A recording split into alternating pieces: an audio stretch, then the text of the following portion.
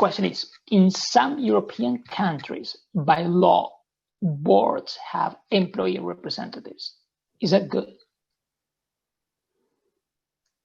That is a really thoughtful question.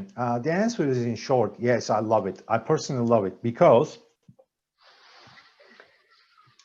having employee representatives on boards, which is a level like at the top of the house, where unless you make the effort at those leadership levels in the organizations, and especially in bigger organizations, it's really hard to know what really happens in the business, because you are continuously exposed to some storytelling from next level, or at best next level. You don't really know what goes on down here.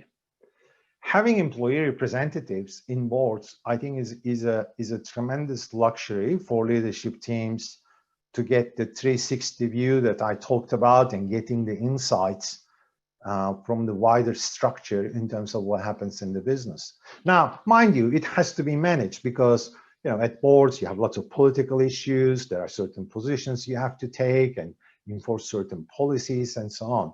But in its pure form, having employees, the employees having a voice at the board level, I think it's a tremendous luxury for the leadership team, and I think they should do everything possible to make the most out of it. They're like those sensors, attached to different parts of our bodies that relay the information. I personally love it. If I ever have the chance to make a decision on that, that would be always my preference, to have employee representatives.